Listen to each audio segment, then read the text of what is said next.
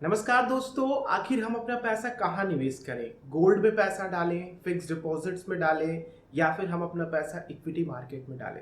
जिस तरह से कोरोना वायरस की वजह से, इस महामारी की वजह से ग्लोबल मार्केट परेशान है, इंडियन मार्केट भी परेशान है। आप लोग देख रहे हैं कि कई सारे स्टॉक, चाहे स्मॉल कैप के हो, मिड कैप के हो, लार्ज कैप के हो, सभी अपने निचले स्तर को छू रहे हैं। अपने जो भी ऑल टाइम हाई है उससे 100% से ज्यादा गिर चुके हैं। तो आखिर क्या ये सही समय है अपना पैसा इन्वेस्टमेंट करने के लिए, या फिर इन तीनों में से हमें अपना पैसा कहाँ पे निवेश करना चाहिए? मैं आप लोगों को सारी चीजें खोल करके बताऊंगा और एक मैं शॉर्ट वीडियो में डिटेल एनालिसिस लेकर के आया हूँ। तो मैं उम्मीद करता हूं कि आप ये वीडियो अपने दोस्तों के साथ शेयर करेंगे। प्लस अगर शेयर नहीं कर सकते हैं तो आप उनसे बातें करके इसके बारे में डिस्कशन जरूर कीजिएगा कि आखिर उन्हें अपना पैसा कहाँ डालना चाहिए और आपको अपना पैसा कहाँ डालना चाहिए। चलिए वीडियो को स्टार्ट करते हैं। आप देख रहे हैं द इंडियन ट्यूबर चैनल और मैं हूं रवि। आप सभी का एक बार फिर से हमारे और आपके द इंडियन ट्यूबर चैनल में स्वागत करता हूं। सबसे पहले दोस्तों कि इस समय गोल्ड के इन्वेस्टमेंट्स को लेकर के काफी ज्यादा पॉपुलैरिटी बढ़ी है और गोल्ड की प्राइजेस को आप लोग देख रहे हैं, ग्लोबल डिमांड भी बढ़ी है। प्लस इंडियन मार्केट्स में भी गोल्ड की प्राइजेस बढ़ रही हैं। अप्रॉक्स 4300 रुपीज के आप लोगों के पर ग्राम पे गोल्ड की प्राइस है। ये आप लोगों के 4500 भी गई है। जिसे आप लोग 10 ग्राम की प्राइस देखते हैं तो 43,000, 44,000, 45,000 इस तरह के बीच में अभी मूव कर रहा है ये। ठीक है, तो पिछले स्तरों से काफी अच्छी ग्रोथ देखने को मिली है। इवन अगर आप लोग 2 से 3 महीनों की बात करें तो गोल्ड ने इक्विटी से फार देन बेटर रिटर्न निकाल करके दिया है।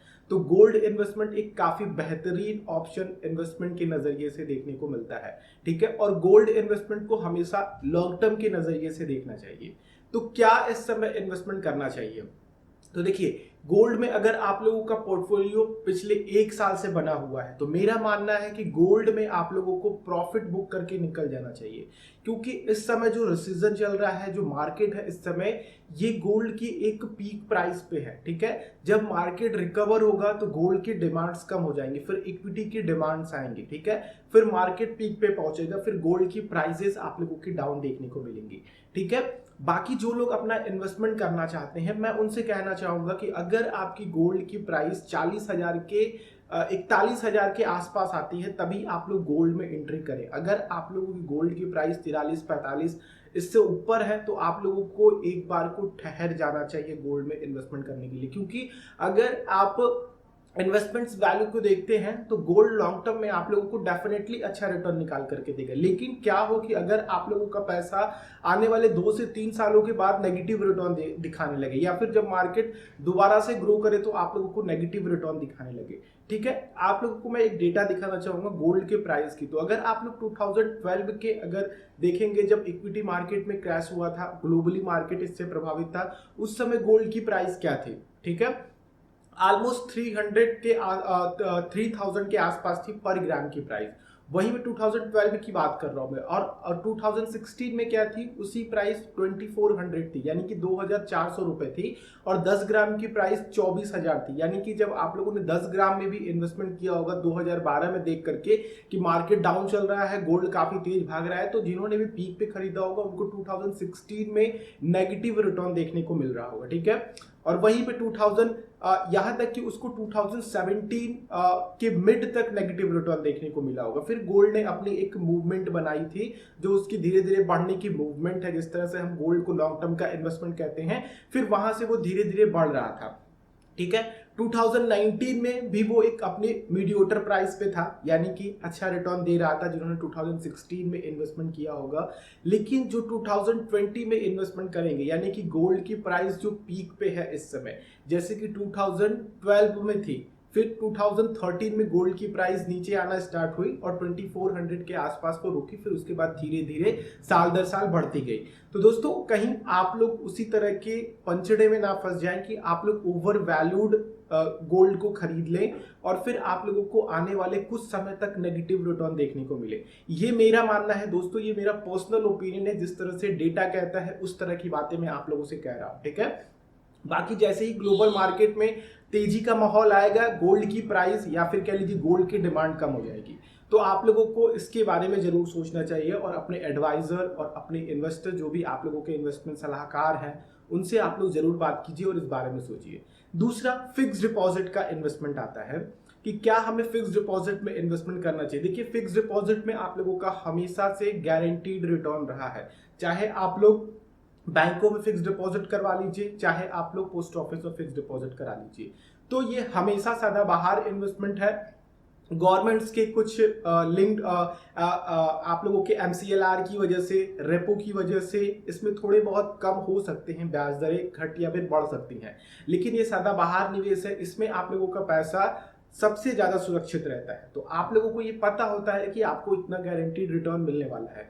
तो इस समय के इन्वेस्टमेंट के हिसाब से फिक्स डिपॉजिट में मानता हूं कि आप लोगों के लिए एक बेस्ट इन्वेस्टमेंट ऑप्शन है एज कंपेयर टू गोल्ड, क्योंकि आपकी गोल्ड में ही इन्वेस्टमेंट करनी है। तो आप गोल्ड को अभी गिरने दीजिए, जब मार्केट पीक पे आएगा तो आप फिक्स डिपॉजिट से पैसा निकाल करके गोल्ड में डाल सकते हैं। ये मेरी फाइनेंशियल प्लानिंग है। अभी इस तरह के पीक मार्केट में गोल्ड में इन्वेस्टमेंट करना मुझे नहीं लगता कि ये सही है। बाकी फिक्स डिपॉजिट में पैसा रख करके सुरक्षित करना ये एक सही डिसीजन हो सकता है। तीसरा ऑप्शन आता है हम लोगों के पास इक्विटी मार्केट। तो कई लोग इक्विटी मार्केट से पहले ही डर गए होंगे भैया कि मुझे पैसा नहीं लगाना इसमें, लेकिन मैं आप लोगों को कहना चाहूंगा कि इस समय पैसा लगाने का समय है। पैसा लगाने का समय उन्हीं स्टॉक्स में है जो लार्ज कैप के हैं, ठीक है, जो मार्केट में ऑलरेडी स्टेबल है, जैसे कि रिलायंस हो गई, HDFC हो गई, बैंकिंग सेक्टर के कई सारे ऐसे स्टॉक हैं जो कि लार्ज कैप की कैटेगरीज में आते हैं, ठीक है। तो आप उनमें अपना पैसा इन्वेस्टमेंट करें। स्मॉल कैप, मिड कैप में पैसा डालने से बचें। इसके पीछे का रीजन मैं आप लोगों को बता दूं तो इसके पीछे का साफ रीजन है कि जिस तरह से इतना बड़ा लॉकडाउन, ऑलमोस्ट 3 मंथ का लॉकडाउन होने वाला है, ठीक है। तो इसमें क्या होगा कि पब्लिक अब सीमित दायरे में रहना सीख रही है, ठीक है। वो चीजों को अब कंजम्पशन करना बंद कर देगी ज्यादा।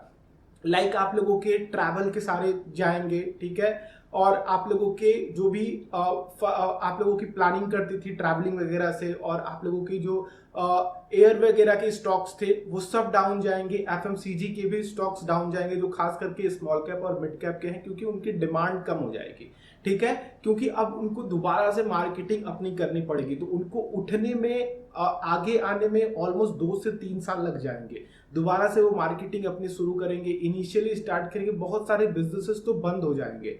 तो आप लोगों को इस बारे में सोचना है कि केवल आप लोगों को लार्ज कैप के स्टॉक्स में अगर आप लोग आने वाले 1 से 2 साल के अवधि के लिए इन्वेस्टमेंट कर रहे हैं इक्विटी में, और मुझे लगता है कि अगर आप इन्वेस्टर हैं तो आप लोगों को इसी बारे में सोचना चाहिए कि एक लॉन्ग टर्म का गोल बनाएं अगर आप इक्विटी में पैसा डाल रहे हैं, क्योंकि मार्केट इतना ज्यादा वोलेटाइल है कि अभी आप मार्केट में एंट्री करते हैं तो कोई भी नेगेटिव न्यूज आने की वजह से आपका मार्केट काफी ज्यादा गिर सकता है, तो वहां पे आप लोगों को नेगेटिव रिटर्न देखने को मिल सकता है। तो इसलिए आप लोग अपना पैसा लेकर के आए हैं तो थोड़ा थोड़ा पैसा डालें और मार्केट को एक बॉटम लाइन बनाने दें।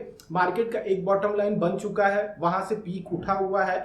अब मुझे लगता है कि एक आध बार और बॉटम लाइन बनेगा, तो उस बॉटम लाइन का इंतजार करने से अच्छा है कि आप लोगों के पास 1 लाख रुपए है तो उसमें से कुछ पैसा इन्वेस्टमेंट करें, कुछ पैसा बचा करके रखें। जब लगे कि मार्केट अब पुरानी स्थिति में आने वाला है तो दोबारा से आप मार्केट में अपना पूरा पैसा इन्वेस्ट कर सकते हैं।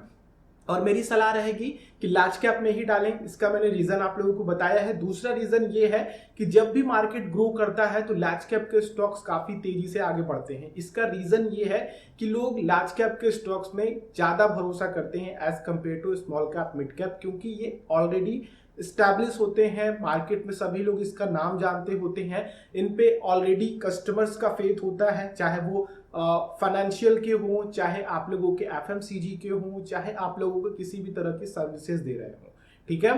तो इनमें काफी जल्दी ग्रोथ देखने को मिलती है और काफी तेज, और जो भी पिछला इनका हाई होता है उसको वो तोड़ जाते हैं। आप लोगों के पास बहुत सारे ग्राफ हैं, आप लोग ऑनलाइन देख सकते हैं, आप लोग अपने डीमेट अकाउंट के चार्ट्स में भी देख सकते हैं शेयर्स को सर्च करके। तो ये सारी चीजें हैं जो आप लोग ध्यान रखिएगा फिक्स डिपॉजिट में, गोल्ड में और इक्विटी में इन्वेस्टमेंट से रिलेटेड। अगर आप लोग इसी तरह की और वीडियोस देखना चाहते हैं तो प्लीज आप मुझे नीचे कमेंट बॉक्स करके बताइए, और मैं इसके लिए एक सेपरेट वीडियोस अलग अलग भी लेकर के आऊंगा गोल्ड के इन्वेस्टमेंट्स को लेकर के। और अगर ये आप लोगों को वीडियो पसंद आई हो तो प्लीज लाइक कीजिएगा, दूसरों के साथ शेयर कीजिएगा, और वीडियोस देखने के लिए चैनल को सब्सक्राइब कर सकते हैं और बेल आइकन को क्लिक करेंगे तो आने वाली वीडियोस की नोटिफिकेशन आप लोगों तक आ सकेंगी। हम लोग नेक्स्ट वीडियो में मिलते हैं, तब तक के लिए आप लोगों का दिन शुभ हो। जय हिंद।